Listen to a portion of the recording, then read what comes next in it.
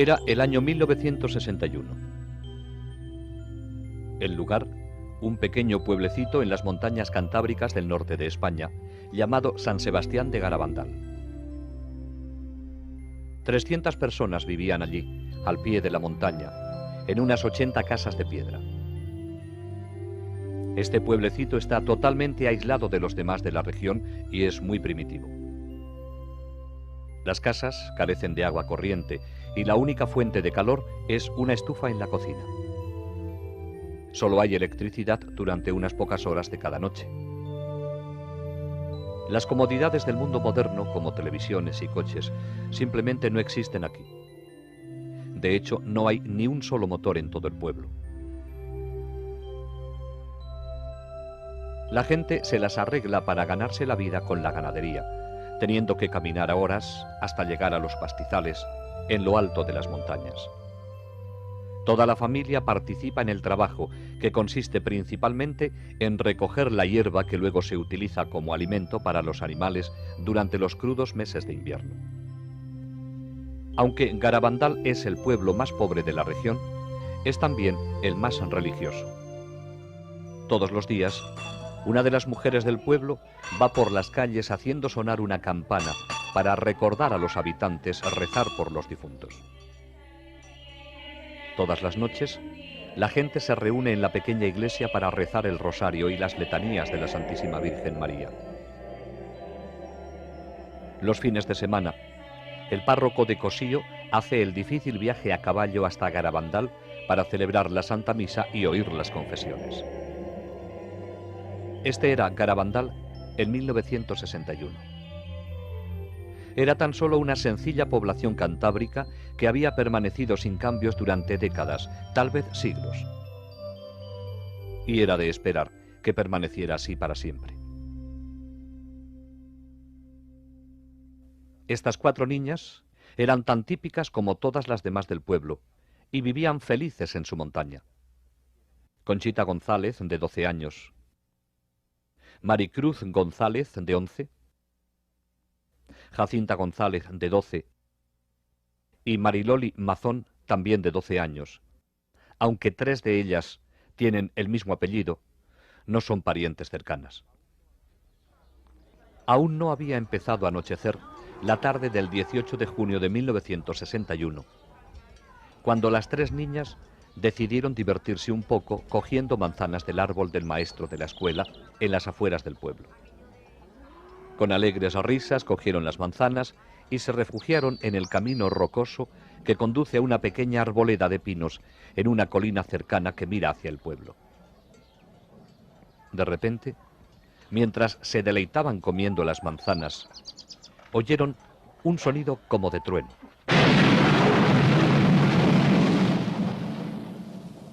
Comenzaron entonces a sentirse mal por haberlas cogido sin permiso. De repente, Conchita echó la cabeza hacia atrás y sus ojos se quedaron mirando fijamente hacia arriba. Al verla así, las otras empezaron a gritar. Estaban a punto de correr a sus casas para avisar a sus madres, cuando les ocurrió lo mismo a ellas. Un ángel, rodeado de una luz brillante, estaba ante ellas. Parecía un niño de 9 años, pero al mismo tiempo parecía estar dotado de una fuerza invencible. Tan rápido como había aparecido, desapareció, volviendo las niñas a su estado normal. Temblando por la experiencia, las 4 corrieron a la iglesia del pueblo. Un amigo las vio y les preguntó la razón de su palidez. «Es porque acabamos de ver un ángel», contestaron. Al poco tiempo, todo el pueblo hablaba sobre lo ocurrido, aunque nadie creía que realmente hubieran visto un ángel. Durante los siguientes días, las niñas vieron nuevamente al ángel y él les habló la primera vez el 1 de julio. ¿Sabéis por qué he venido? Es para anunciaros que mañana la Santísima Virgen se os aparecerá como Nuestra Señora del Monte Carmelo.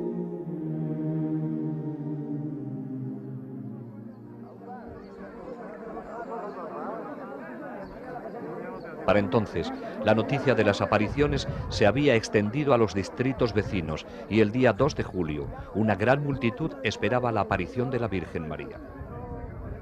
alrededor de las 6 de la tarde, las niñas se encontraban en el lugar acostumbrado de las apariciones cuando cayeron repentinamente de rodillas sobre las piedras. Dentro de una luz brillante, vieron a una hermosa mujer entre dos ángeles y en uno de ellos reconocieron al mismo que habían visto anteriormente. Más tarde, se enteraron de que era nada menos que San Miguel Arcángel.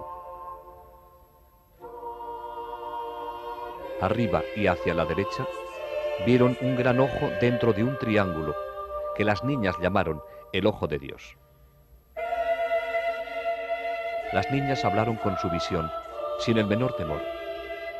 Hablaban de sus familias, de los sacerdotes que estaban allí y del trabajo que hacían en casa o en los campos. La señora sonreía. Conchita dijo que era como hablar con su madre después de que hubiera estado lejos durante un viaje y acabara de regresar. Después del éxtasis, la gente naturalmente quiso saber cómo era la señora. En su diario, Conchita nos da esta descripción. La Virgen viene con un vestido blanco, manto azul, corona de estrellucas doradas. No se le ven los pies. Las manos estiradas con el escapulario en la derecha. El escapulario es marrón. El pelo largo, color castaño oscuro ondulado, la raya en medio, la cara alargada, la nariz alargada y fina, la boca muy bonita con los labios un poquito gruesos. El color de la cara es trigueño, más claro que el del ángel, diferente a la vez, muy bonita. Una voz muy rara, no sé explicarla. No hay ninguna mujer que se parezca a la Virgen, ni en la voz ni en nada.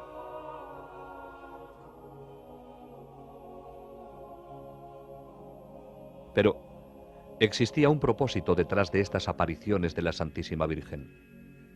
Quería utilizar a estas sencillas y simples niñas para llevar un importante mensaje a toda la humanidad. Pero siendo la madre amorosa y tierna que es, lo hizo a su propia manera. En su segunda visita vino con su pequeño niño en brazos, llenándose ellas de felicidad al ver al sonriente niño Jesús. Durante estas primeras apariciones, se vio a las niñas levantando pequeñas piedras hacia el cielo. Dijeron luego que la Virgen las besaba, pero añadieron que prefería besar objetos religiosos. La gente respondió entonces entregándoles rosarios, medallas, crucifijos y anillos de matrimonio, práctica que habría de continuar durante el transcurso de los acontecimientos. El 4 de julio, María les reveló su mensaje, diciéndoles que no deberían hacerlo público hasta el 18 de octubre. La verdadera naturaleza de las apariciones debería ser establecida primero para que el mensaje pudiera ser creído. Se necesitaba una prueba, y pruebas habría en abundancia. Varios médicos hicieron pruebas a las niñas durante los éxtasis. Encontraron que estaban rígidas, frías como piedras e insensibles al dolor. También experimentaban un cambio increíble en su peso. 2 hombres apenas podían levantar a una de ellas del suelo, mientras que ellas se levantaban entre sí con toda facilidad para besar a la señora de las apariciones. Las niñas sabían cuándo iban a tener una aparición mediante una serie de 3 llamadas interiores que se hacían progresivamente más intensas. Después de la última, salían corriendo llenas de felicidad a su encuentro celestial. Las llamadas tenían lugar a cualquier hora del día o de la noche, pero si las niñas se habían ido ya a la cama, entonces la Virgen respetaba su sueño. Conchita debió permanecer muchas noches en vela, esperando la última llamada de la Virgen. Hacia finales de julio, la frecuencia de las apariciones había aumentado a 2 o más en un solo día, con una duración desde 10 minutos hasta varias horas. Las caras de las niñas se transfiguraban, adquiriendo una belleza sobrenatural. Algunos observadores se impresionaban tanto con esto que les resultaba difícil mirarlas. Agosto comenzó con nuevos fenómenos. Durante las apariciones, cuando estaban de rodillas, Se las podía ver caer de repente hacia atrás hasta que sus cabezas tocaban el suelo. A veces caían al unísono, en perfecta sincronización, formando bellas esculturas. Merece la pena mencionar que nunca se les subió la ropa indecorosamente. En ocasiones caían totalmente rectas hacia atrás, dando un fuerte golpe seco en el suelo que horrorizaba a los espectadores, pero nunca se hicieron daño, levantándose luego sin el apoyo de sus manos o brazos. Comenzaron entonces los éxtasis ambulatorios, hacia adelante o hacia atrás y a través del pueblo, durante los cuales mantenían los ojos fijos hacia arriba todo el tiempo. Véase cómo el pie de Mariloli evita cuidadosamente una piedra del camino. A veces se movían tan rápido que ni los más jóvenes del pueblo, corriendo a toda marcha, podían alcanzarlas. Al terminar la carrera, no estaban cansadas ni sudorosas y sus pulsos eran totalmente normales. Durante estas carreras extáticas solían detenerse instantáneamente, desafiando las leyes de la física, mientras que los que trataban de seguirlas pasaban junto a ellas incapaces de detenerse tan rápido. Las niñas siempre llevaban crucifijos en las manos y los ofrecían para ser venerados a aquellos que estaban a su alrededor. Nunca sabían quién besaba el crucifijo, ya que durante los éxtasis solo veían a su visión y a ellas mismas. Por orden de la Virgen, sostenían el crucifijo para que lo besase aquel que María deseara. En una ocasión, después del éxtasis, Conchita se enteró de que todos los que habían besado el crucifijo eran sacerdotes vestidos de seglares.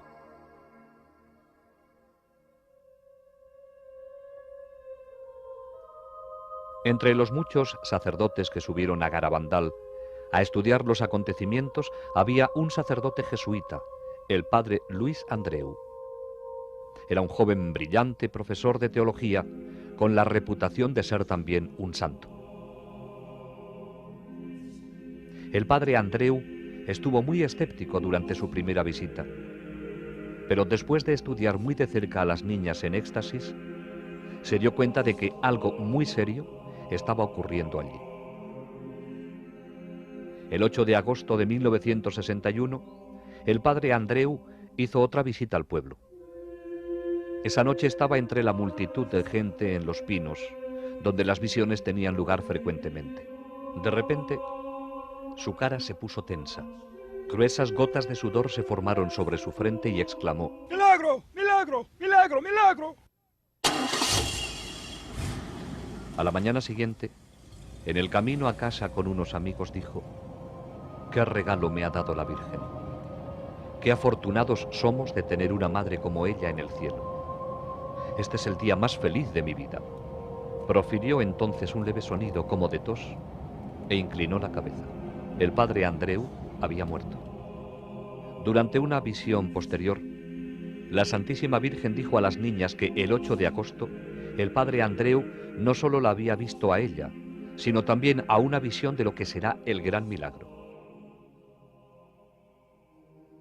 Uno de los lugares que las niñas visitaban más frecuentemente durante los éxtasis era la iglesia del pueblo, donde entraban para orar ante el sagrario. Esto desafortunadamente traía problemas. La multitud que las seguía creaba tal desorden que finalmente tuvo que ser impartida una prohibición y se cerraron las puertas de la iglesia. En lo sucesivo, las visitas de las niñas las condujeron solo hasta las puertas cerradas. Como ejemplo de obediencia al obispo, María no las condujo nunca más al interior de la iglesia. A comienzos de octubre de 1961, los éxtasis de las 4 niñas tenían a todos perplejos. Una vez que entraban en éxtasis, nada podía sacarlas de él. Se las podía pinchar con alfileres, podían ser quemadas con cerillas y se les podía echar arena a los ojos sin que nada tuviera efecto alguno.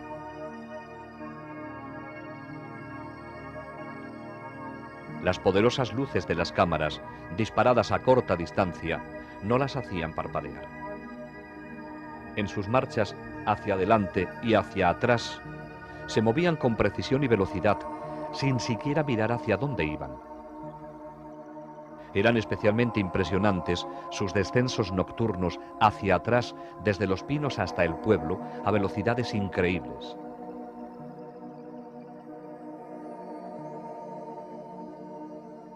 Las niñas devolvían los objetos religiosos a sus dueños sin equivocarse nunca, y lo hacían sin mirar a la persona o al objeto.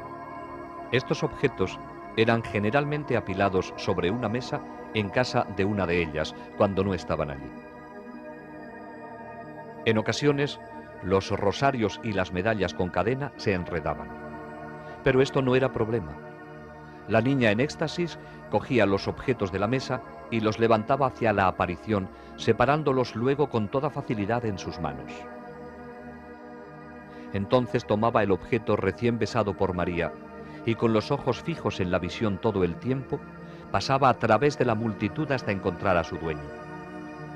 Era una experiencia conmovedora para la persona que se le entregara su rosario, medalla o anillo de matrimonio de esa forma misteriosa. Muchos lloraban, algunos se desmayaban.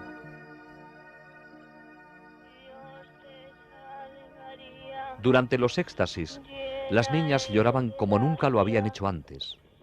Oigamos una grabación original de dos niñas rezando el Ave María, mientras contemplaban a aquella persona a quien está dedicada esta antigua oración. Y bendito es el fruto de tu vientre, Jesús. Santa María, Madre de Dios, ruega por nosotros pecadores, ahora y en la hora de nuestra muerte. Amén. Cantaban himnos que no habían aprendido y con la ayuda de María componían canciones bellísimas. Oh Virgencita del Carmen, cuánto gusto nos has dado con aparecerte a nos con tu niño tan salado.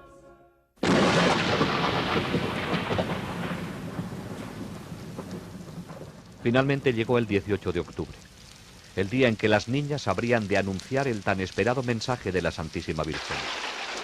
Era un día de apariencia apocalíptica, con rayos y truenos, lluvia y frío. No obstante, cientos de personas hicieron el sacrificio de estar allí en ese día tan importante. El tiempo pasó y muchos se fueron. Finalmente, el mensaje fue leído en voz alta en los pinos, a la multitud que aún permanecía allí. Hay que hacer muchos sacrificios, mucha penitencia, visitar al Santísimo. Pero antes tenemos que ser muy buenos. Y si no lo hacemos nos vendrá un castigo. Ya se está llenando la copa, y si no cambiamos, nos vendrá un castigo muy grande.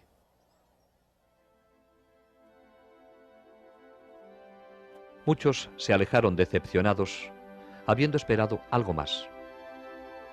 Pero ese fue el mensaje, corto y al grano. La más amorosa de las madres acababa de decirles a sus hijos, en un lenguaje claro y sencillo, lo que deberían hacer para evitar un castigo de Dios que sobrepasaría cualquier cosa que el hombre pudiera concebir. Los éxtasis de las 4 niñas continuaron hasta entrados los meses de invierno. Las llamadas vendrían a cualquier hora, de día y de noche. La Santísima Virgen tomaba muy en serio lo que había dicho en su mensaje acerca de la penitencia y el sacrificio. Pero una vez que las niñas habían entrado en éxtasis, no sentían nada. Durante una copiosa nevada, grandes copos de nieve se acumularon sobre los brazos extendidos de Conchita, quien no se percató de ello. En otra ocasión, durante una granizada, no se le afectaron los golpes de granizo que recibió sobre los ojos abiertos. Las visitas de la Santísima Virgen y de San Miguel continuaron durante la primavera y el verano de 1962. San Miguel les traía la comunión invisible en aquellos días en que no había un sacerdote disponible para hacerlo. Les enseñó cómo hacerlo con respeto. Primero venía la preparación, luego la comunión y por último la acción de gracias. Pero los sacerdotes se mostraban escépticos acerca de estas comuniones invisibles. ¿Cómo podían ellas recibir la comunión de un ángel cuando solo un sacerdote tiene la potestad de consagrar? Las niñas se lo preguntaron al ángel, quien les contestó que él tomaba las hostias de los tabernáculos de la tierra. No existía un solo lugar en el mundo que pudiera compararse ni remotamente con Garabandal durante esa época. La Santísima Virgen parecía haberse apoderado del pueblo entero. Conducía a las niñas por todas y cada una de sus calles. En ocasiones cantaban el rosario mientras caminaban junto con las personas que las acompañaban. Todos los hogares fueron visitados. Cuando las niñas, durante un éxtasis, llegaban a una casa en la que había alguien enfermo en cama, se arrodillaban para rezar ofreciéndole el crucifijo. Al entrar en la casa de alguien que hubiese enviudado, recitaban oraciones delante de la foto del difunto o hacían la señal de la cruz sobre la cama vacía. También iban al cementerio, donde extendían el crucifijo a través de las barras de la reja de entrada. Acontecimientos de la mayor importancia se estaban desarrollando en esta pequeña población española. Aunque nadie se dio cuenta en ese momento, la Santísima Virgen María nos estaba preparando para la tormenta que estaba a punto de desencadenarse sobre la Iglesia. Ella había venido personalmente para reafirmar todas las verdades y enseñanzas de la Iglesia. Todo cuanto María hizo con las niñas estaba infundido de profundo significado para todos los cristianos. Durante los éxtasis, oraban en las más variadas posiciones, de rodillas, de pie, sentadas, caminando o acostadas. La Virgen nos estaba recordando que podemos estar siempre con Dios y con ella, sin importar dónde estemos ni lo que estemos haciendo. Nuestro Señor y nuestra Madre del Cielo quieren formar parte de todo cuanto hacemos, tanto si estamos en casa, en nuestro trabajo o conduciendo un coche. Cuando los taxis que traían a la gente a Garabandal aparcaban en el pueblo, las niñas en éxtasis se acercaban y trazaban la señal de la cruz sobre el parabrisas con los crucifijos. Nada era insignificante para la Virgen. Se interesa hasta por nuestras vacas, dijo una vez Mariloli después de un éxtasis. María nos enseñó a través de las niñas cómo debemos actuar con nuestros vecinos. Si una de las niñas perdía un zapato durante las caminatas por el escabroso terreno, la Virgen le pedía a otra que se lo pusiese. A veces las niñas se separaban mientras iban en éxtasis por el pueblo. Al encontrarse de nuevo en otro lugar, se abrazaban todavía en éxtasis. Siempre que caminaban juntas en éxtasis, lo hacían tomadas de la mano o del brazo.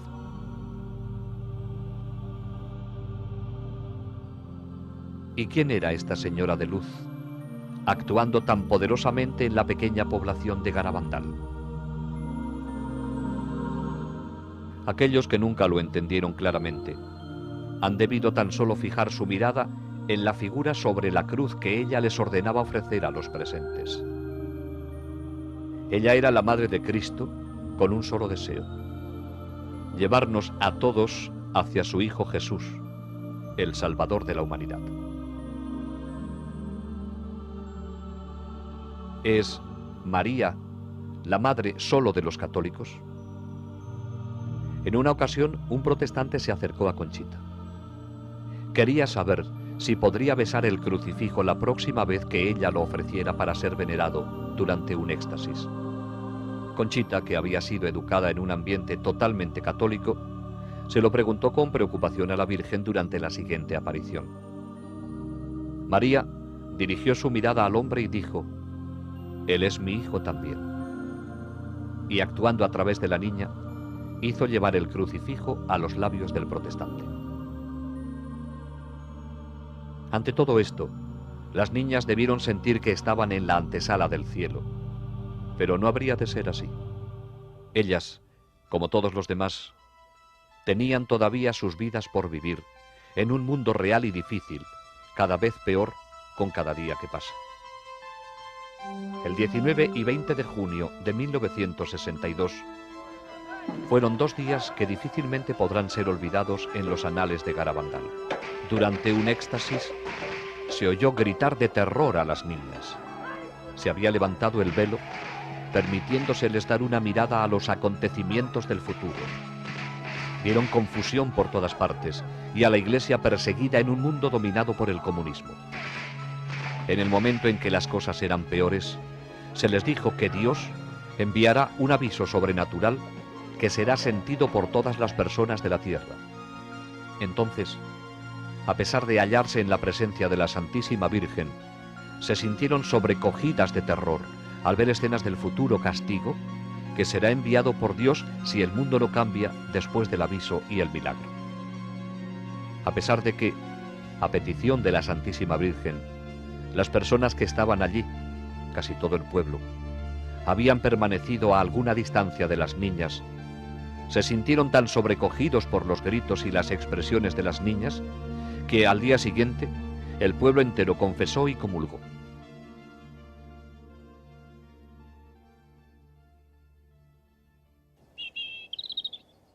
Durante algún tiempo, las niñas habían suplicado a la Santísima Virgen y a San Miguel obrar un milagro para convencer a aquellos que aún no creían. Finalmente, San Miguel dijo a Conchita que en un día específico, según lo había determinado la Virgen, la comunión invisible que ella recibía se volvería visible sobre su lengua. Conchita lo llamó alegremente milagruco, ya que ella pensaba que la hostia que recibía era siempre visible. Varios centenares de personas se encontraban en el pueblo cuando, finalmente, llegó el día anunciado por Conchita con 15 días de anticipación. Pero la espera fue larga y cansada. Muchos se descorazonaron y se fueron.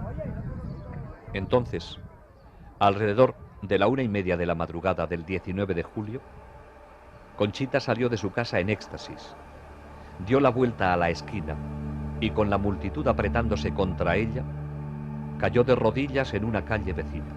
Conchita sacó entonces la lengua.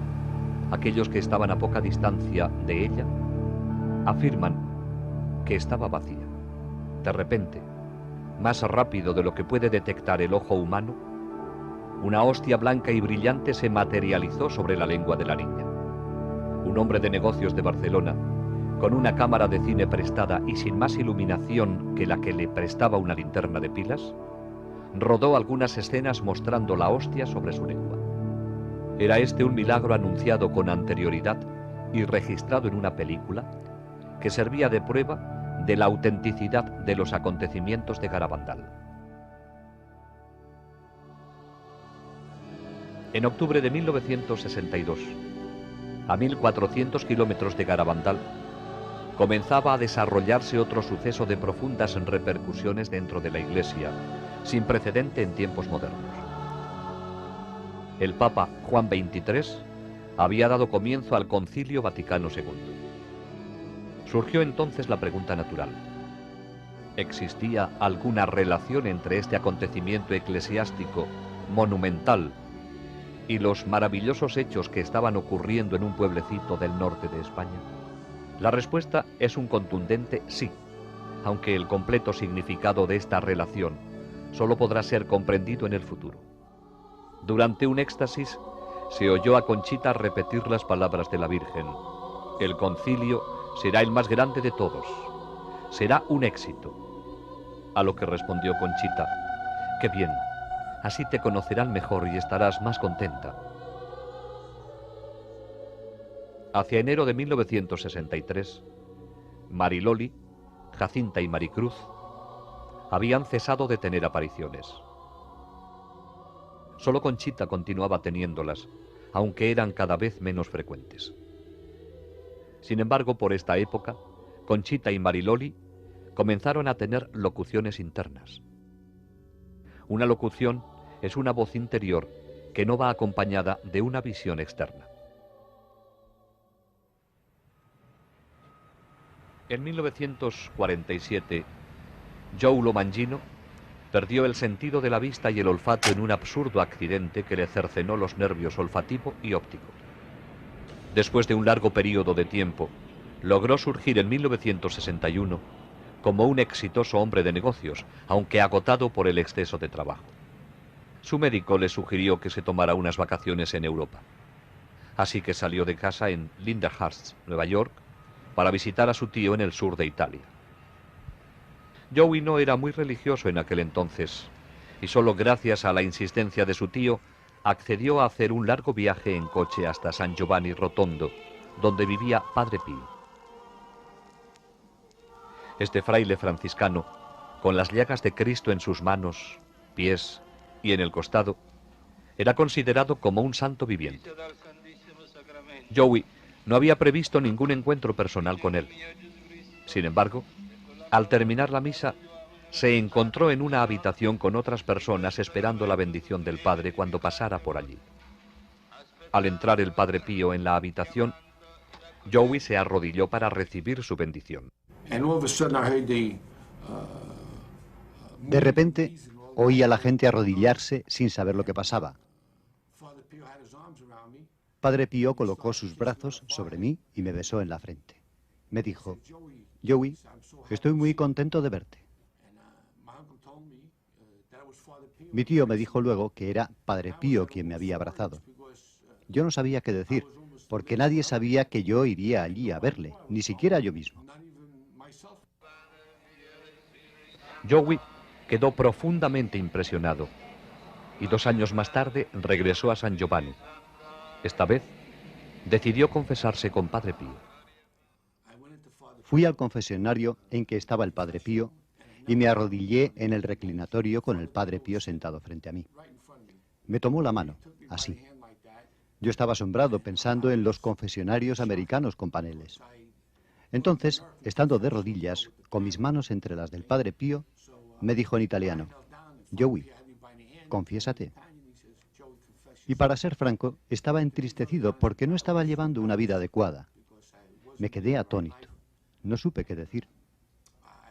Entonces, el Padre Pío me tomó la mano, así, y me dijo: confiésate. Pero de nuevo encontré muy difícil hablarle. Entonces, en perfecto inglés me dijo: Joey, ¿recuerdas cuando estuviste en un bar con una mujer llamada Bárbara? ¿Recuerdas los pecados que cometiste? Y en perfecto inglés pasó a decirme las personas con las que había estado, los sitios a los que había ido y los pecados que había cometido. Naturalmente, estaba sudando, pero Dios me concedió la gracia de entender que si tenía que soportar todo aquello para volver a ser feliz, merecía la pena. Creía realmente que el Padre Pío podría ayudarme. Entonces, cuando llegó al fondo de todos mis pecados, después de lo que me parecieron 1000 años, me dijo en italiano: ¿estás arrepentido? Y yo le dije: sí, lo estoy, Padre Pío. Entonces me dio la absolución. Los ojos me daban vueltas en la cabeza y comencé a frotarlos, así. La cabeza me daba vueltas y yo seguía frotándome los ojos. De pronto, mi mente se aclaró totalmente y me puso su mano estigmatizada sobre los labios, así. Besé su estigma y me dio una ligera palmada en la cara, diciéndome en italiano: Joey, un poco de paciencia y valor, y vas a estar bien. Tenía 33 años, pero me sentía como si tuviera 16. Tenía el firme propósito de corregirme, lamentaba todos los pecados que había cometido durante mi vida. Me sentía tan bien y tan limpio que no quería involucrarme con nadie por temor a que, solo al hablar, pudiera perder la gracia que había recibido. Pero aún había una gracia más para Joey, mientras se arrodillaba con otras personas para recibir la bendición del Padre Pío. Cuando tuve el accidente aquí, en 1947, perdí el sentido del olfato. Todo esto está suturado. Y esta es una fractura de 3 pulgadas sobre la frente. No solo perdí mis ojos, sino el olfato.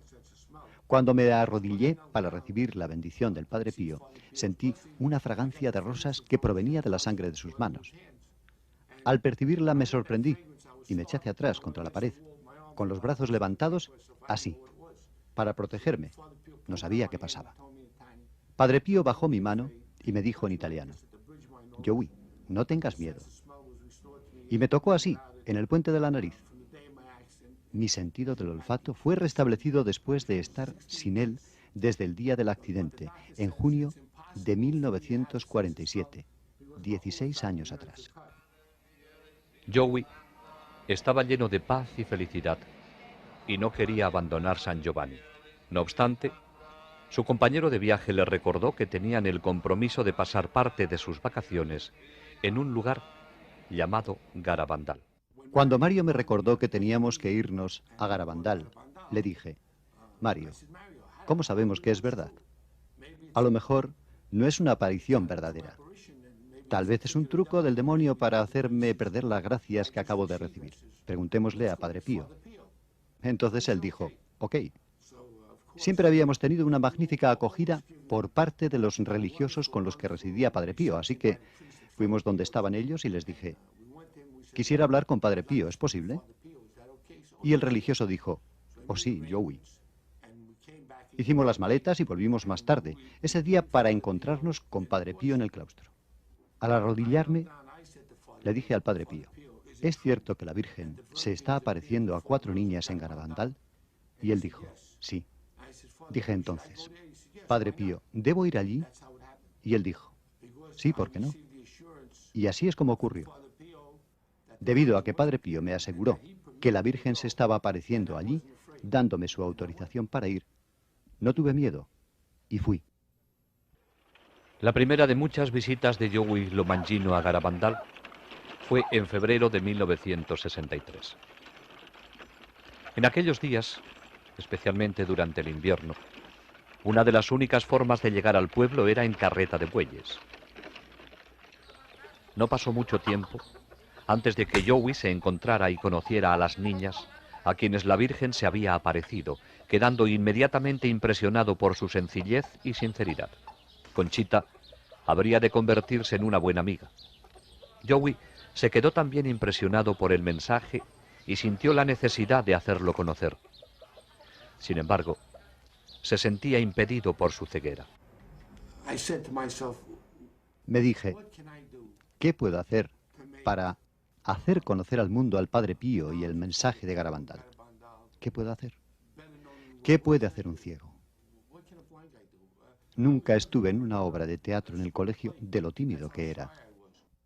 Joey regresó a casa. Tenía un álbum de fotos de Padre Pío y de las 4 niñas en éxtasis, con explicaciones en relieve bajo cada foto. Visitaba las casas de sus amigos y familiares, dándoles explicaciones sobre el famoso estigmatizado y sobre los hechos admirables que estaban ocurriendo en Garabandal. De esta pequeña semilla habría de surgir un apostolado a través del mundo entero.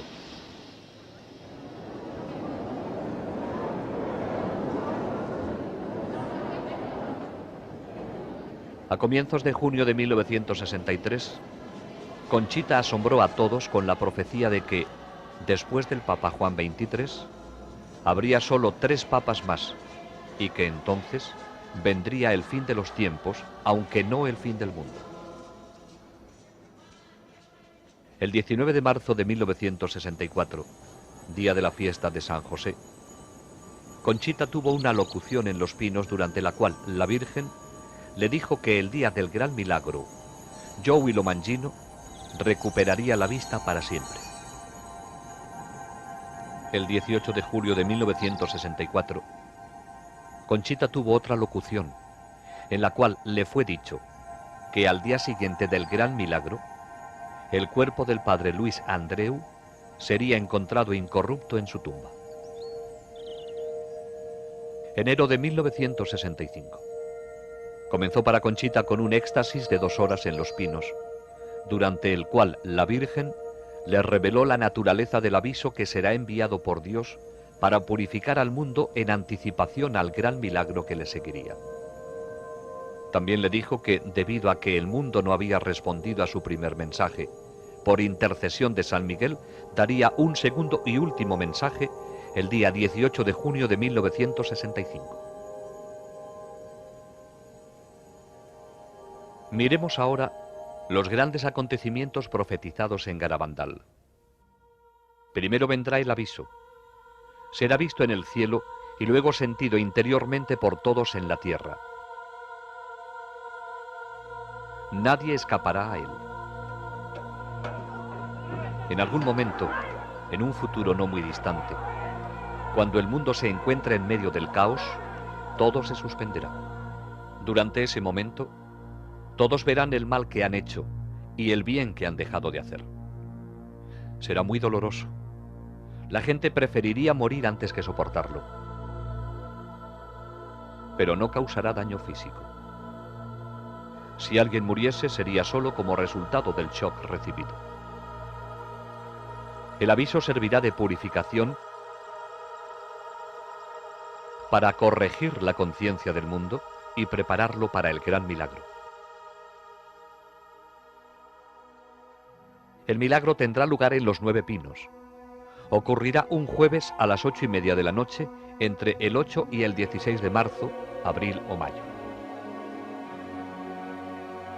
Conchita conoce la fecha y la anunciará al mundo con 8 días de anticipación.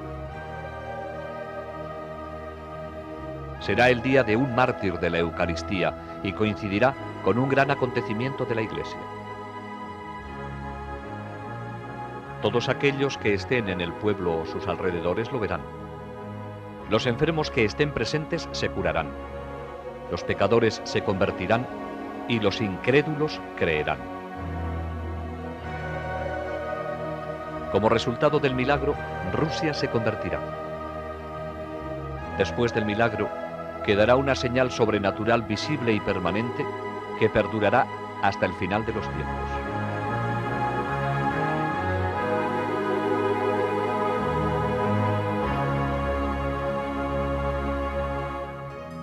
Si después del milagro el mundo no cambia aún, entonces Dios enviará un castigo. Será peor que cualquier cosa que el hombre pudiera imaginar y estará en línea con lo que merezcamos por nuestros pecados.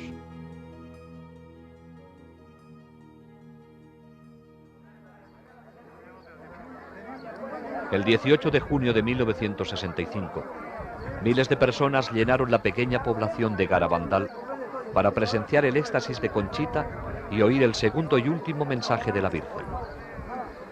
De nuevo tendrían que esperar. Ya tarde, siendo de noche, Conchita entró en éxtasis. Ofreció el crucifijo a 3 personas para que lo besaran. San Miguel le dio entonces el mensaje de la Santísima Virgen. Como no se ha cumplido y no se ha hecho conocer al mundo mi mensaje del 18 de octubre, os diré que este es el último. Antes, la copa se estaba llenando. Ahora está rebosando. Muchos cardenales, obispos y sacerdotes van por el camino de la perdición, y con ellos llevan a muchas más almas. A la Eucaristía cada vez se le da menos importancia. Debemos evitar la ira de Dios sobre nosotros con nuestros esfuerzos. Si le pedís perdón con vuestras almas sinceras, Él os perdonará.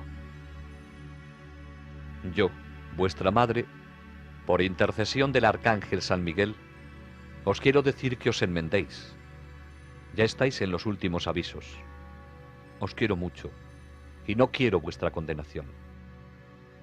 Pedidnos sinceramente y nosotros os lo daremos. Debéis sacrificaros más. Pensad en la pasión de Jesús.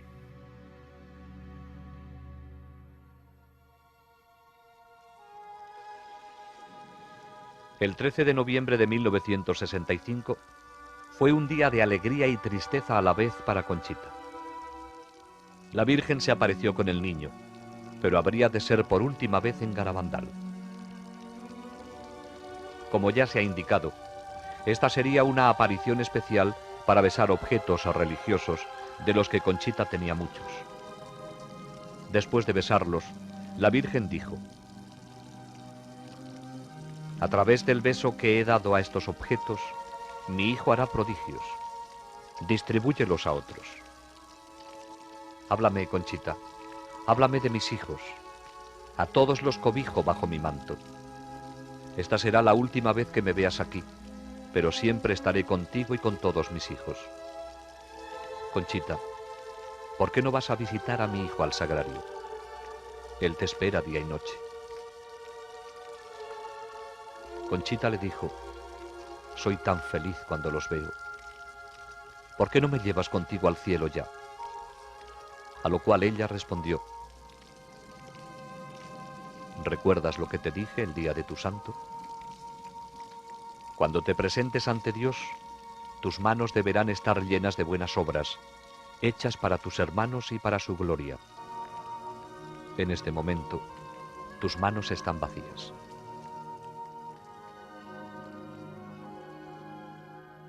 Todo había terminado. Los momentos felices en los que Conchita había estado con su Madre Celestial y con el niño Jesús habían concluido, aunque todavía sentía su presencia. Conchita dijo, han dejado mi alma llena de paz y felicidad, con un gran deseo de vencer mis faltas y amar con todas mis fuerzas los corazones de Jesús y María, que tanto nos aman. Lo que la Virgen dijo acerca de los objetos besados se ha vuelto realidad. Continúan recibiéndose informes de todo el mundo sobre casos de curaciones físicas y de otros favores recibidos. Muchos de ellos han venido de una medalla que Conchita dio a Joey Lomangino y que ha sido venerada por miles de personas en todo el mundo durante los muchos años de actividad apostólica de Joey. ¿Y qué dice la ciencia de los acontecimientos de Garabandal? Más de 40 médicos han examinado a las niñas en diferentes momentos. El pediatra Dr. Celestino Ortiz las estudió durante 22 días consecutivos. Fuera de los éxtasis las encontró normales y equilibradas. Sobre sus éxtasis dijo, permanecer en silencio sería una auténtica cobardía científica. No encontramos ninguna explicación satisfactoria para tales fenómenos. El doctor Ricardo Ponsernó era un neuropsiquiatra de reconocimiento internacional, en el clímax de su carrera. Efectuó los más exhaustivos exámenes a las niñas en un período de 12 días. Sus conclusiones: la cantidad y calidad de los fenómenos excluyen cualquier explicación natural.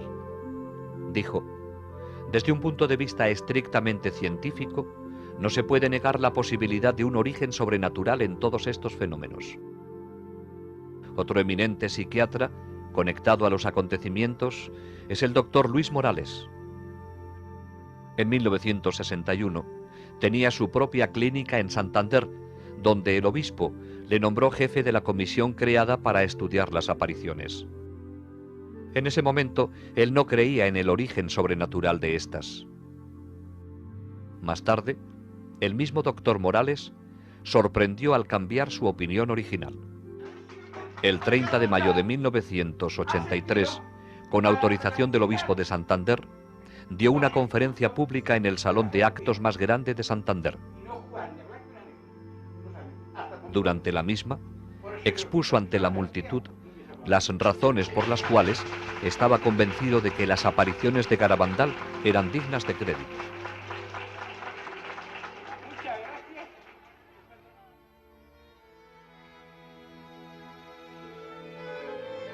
Desde los primeros días de las apariciones, las niñas quisieron ingresar en la vida religiosa. Sin embargo, esto no ocurriría. Durante su estancia en el colegio de las Carmelitas Misioneras en Pamplona, Conchita tuvo una locución de Jesús, durante la cual le dijo que no era su deseo que fuera religiosa, sino que debería permanecer en el mundo para hablar de María. Hoy día, las 4 videntes se han casado. Conchita, Jacinta y Mariloli se casaron con norteamericanos y viven en Estados Unidos. Maricruz permaneció en España y en 1971 se casó con Ignacio Caballero. Viven en Avilés y tienen 4 hijos. Conchita se casó en 1973 con Patrick Kina de Nueva York, donde viven con sus 4 hijos. Mariloli se casó en 1974 con Francis Lafleur, de Massachusetts. Tienen 3 hijos.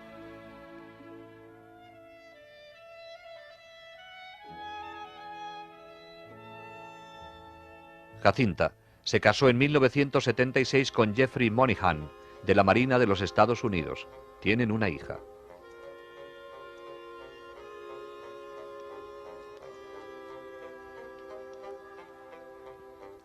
Joey Lomangino sorprendió a todos cuando se casó con Marilyn Luther de Michigan en 1977. Joey continúa su labor de apostolado en Nueva York como esposo y padre de 2 hijos, Joseph y John.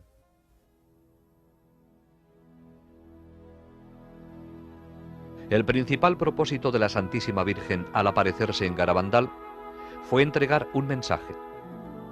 Pero además de este mensaje, hizo un énfasis tan especial en otros puntos que estos llevan mensajes implícitos en sí mismos.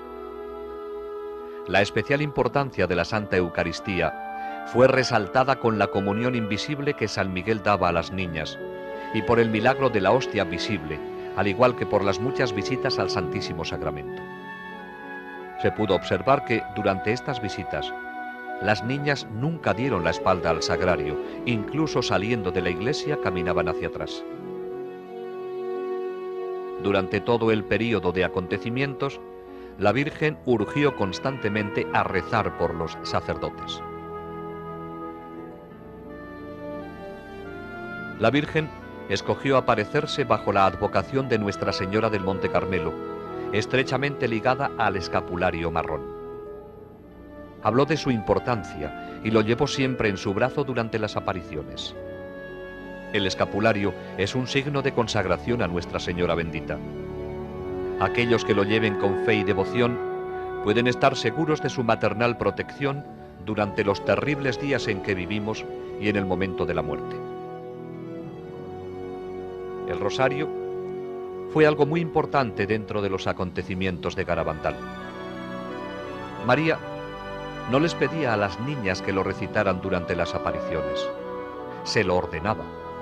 Les enseñó primero los misterios y luego cómo decir las oraciones lentamente, pensando en lo que decían.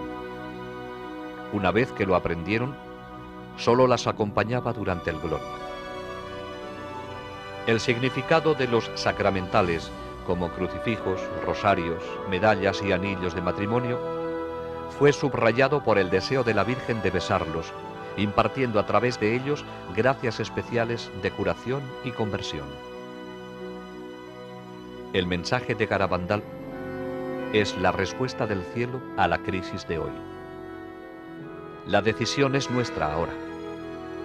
El futuro de nuestra generación dependerá de cómo respondamos a él.